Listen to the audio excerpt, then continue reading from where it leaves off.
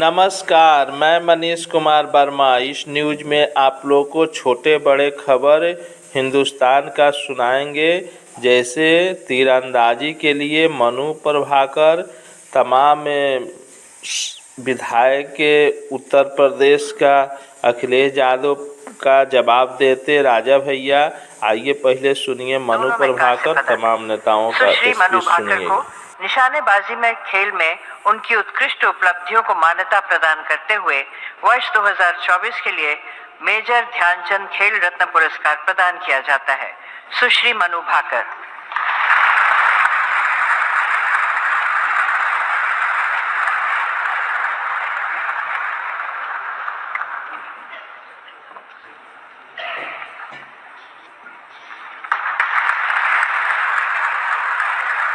और वो जहाँ पर भी जा रहे हैं, यहाँ की नई दिल्ली की जनता उनसे सवाल पूछ रही है, सारे युवा सवाल पूछ रहे हैं कि हमारी नौकरियों का क्या हुआ।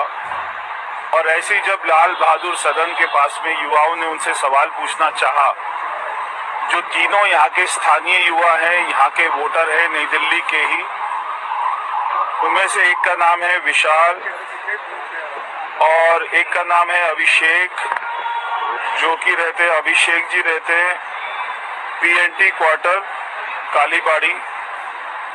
उनमें से और एक हैं रोहित, वो रहते हैं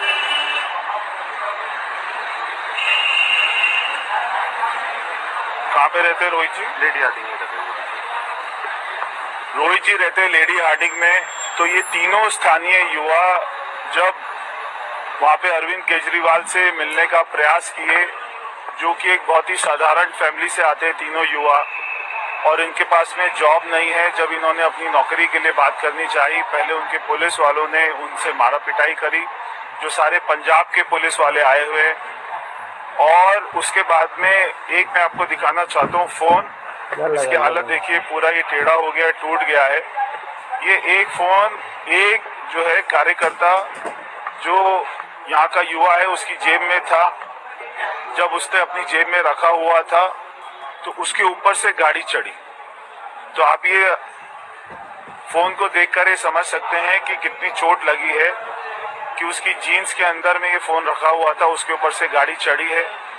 तीनों युवाओं को अरविंद केजरीवाल की खुद की गाड़ी ने टक्कर मारी है, खुद की गाड़ी जिसके अंदर वो बैठे हुए थे।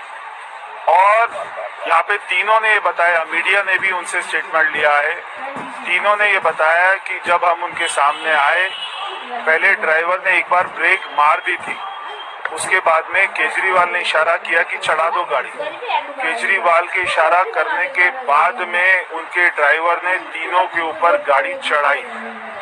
तीनों की टांग में जो है चोट लगी है, उनके घुटने में चोट लगी है, दोनों टांगों में चोट लगी है। अभी उनको एक्सरे के लिए लेकर गए हैं और अभी उनको पेन किलर दिया है। कितनी चोट है, कितनी गंभीर चोट है, ये तो डॉक्टर बताएगा। जितनी निंदा की जाए उतनी कम है। भाजपाई अपनी बौखलाहट अब इस तरह जाहिर कर रहे हैं। हाल ही में MHA ने कहा था कि अरविंद केजरीवाल जी के ऊपर थ्रेट परसेप्शन है। ये भी कहना चाहिए था कि भाजपाइयों से ही है। आप देखेंगे कि बार बार इन्होंने अपने गुंडों से अरविंद केजरीवाल जी के ऊपर हमले कराए। अब परवेश वर्मा एकदम बौखला गए हैं। जब वो कैंपेनिंग करने जा रहे हैं तो वो देख रहे हैं कि सोने की चेन बांट दी, 10,000 रुपए जो बांटने थे उसमें से 1100 बांट दिए, जो जूते बांट दिए, चप्पल बांट दिए, बट फिर भी पूरा का पूरा झुकाव अरविंद केजरीवाल जी की तरफ है। तो ये उन्होंने अपनी बौखलाहट जाहिर की है। आपने कभी भाजपा को सच बोलते सुना हो तो बताइए। भाजपा ऊपर से लेकर झूठी और महा करप्ट पार्टी है। भाजपा के ही गुंडों ने पिछली बार भी, आपको याद होगा कि कैसे एक MP ने, तेजस्वी सूर्य ने, एक मॉब लीड करके अरविंद केजरीवाल जी के घर पे अटैक कराया था। आपको याद होगा कि हाल ही में जब वो कैंपेनिंग कर रहे थे तो उनके ऊपर भाजपा जितने भी अटैक हुए वो सबका लिंक भाजपा से निकला। आज भी भाजपा के गुंडों ने, परवेश वर्मा के गुंडों ने ये हरकत की है। मार्केट में लाल बहादुर 15 मिनट के लिए पुलिस को हटा लो, बता लेंगे किसमें हिम्मत है, कौन ताकत है। तो मैं नोटिस ले लिया सुनो सुनो, अभी टाइम कितना है? हाँ 15 मिनट है अभी। Very sorry, very sorry. 9:45 देखो 9:45।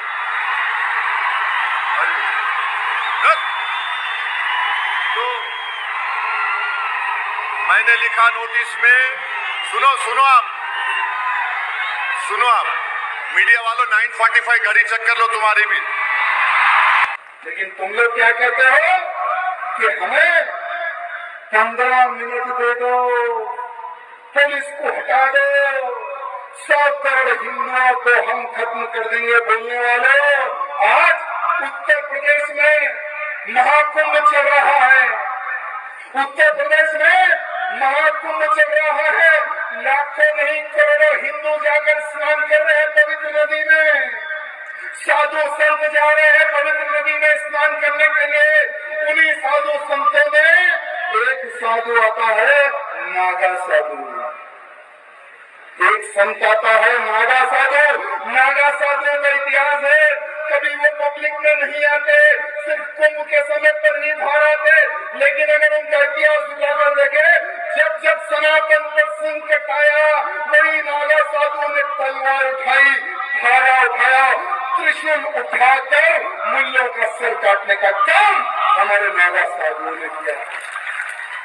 अगर हमारे नागा साधुओं को अगर 15 मिनट दे दे तो पहले उत्तर प्रदेश का साफ हो जाएगा। अगर हमारे नागा साधुओं को हैदराबाद भेज दे, ये 15 मिनट भोगने वाले यहाँ भारत छोड़कर पाकिस्तान में चले जाएंगे।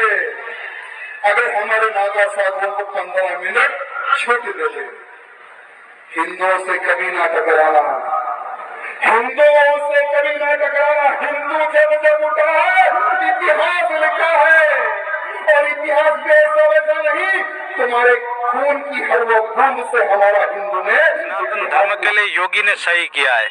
आज मैं तो जैसे कि बोलना चाह रहा हूँ कि कितने भगवाधारी तो सेवा नहीं करते, कोई बड़े बड़े तो सभ्य भी बने जो वो सेवा तो करते नहीं।